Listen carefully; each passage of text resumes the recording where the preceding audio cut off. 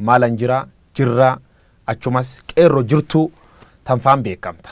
Maqaan sunan miidiyaa hawaasa gubbaa jijjiirame qeerroo jirturraa gar feerroo bittu. Inni garuu yoo hidhame illee nan hidhama.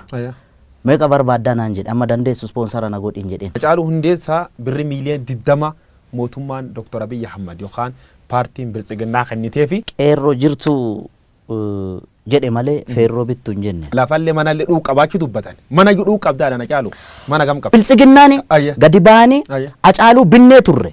Agriimantii akkasii waliin qabna. Akka inni afaaniin hin dubbanne kana goone irra jedhanii gadaa baanii haa dubbatan. Madiraka irratti gize seentuuf gize buutu maaltu si qunname? Yoon illee badii qabaadhe naa of kalchan.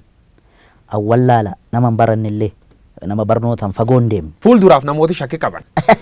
Immormati. Ati na basaasta jechuudha. Simbasaas dhugamuudhaan tan callaa oni naa. Shimallis ofitti naqabee erga gootee bagatti cabsite naan jedhe. Maqalee marii maqalee akka kompiliitiin hin fudhanne dubbattee turte. Wanni sun ammoo har'allee hin fudhanne. Hacaaluu Oromoo isaati amma bilisoome gabaabsinaa deebis. Fardi siidaa dabalee sun farda Minilik irra taa'ee kunoo amma suura ka'e san. Farda hatame beetta. Madiraka irra cabsitee waan akkasii sun live irra dabarsu keeteef riskii sun fudhattee jirtu. Riskii sun itti gaabbitaaf. Akkamittiin caalee akkamittiin gurbaana dhaga'uu diddaa jedhe.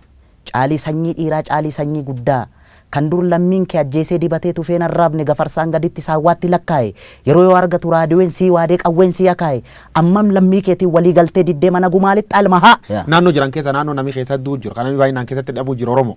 Oromoo irratti dhukaasuu arguu irra caala. Du'a wayya beetta warri obbaafate warri du'e kun obbaafate. Farda badii Hacaaluu farda wanni farda waan fardaa sobtachi keessa waa arge. Namicha nami hattuu maalan jirra amma immoo ees jirti sirbeer qopheesse obbaa'uu jira jedhan. Istuudiyoo kee jiraachuu iyyuu qaba.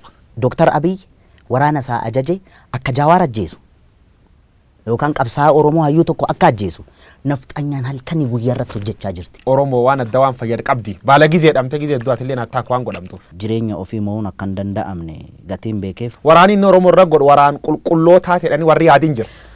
Kanaaf deebiin kee maal? Qaamni miidhame immoo hoolii revenge jechuu danda'a beektaa. Sirba kan kee qalammeessoo ka'ee gabaa irratti jirra oollee barii arguuf gara nu bal'isa yaanu jettee jirtu. Jira wanti inni fayyadame.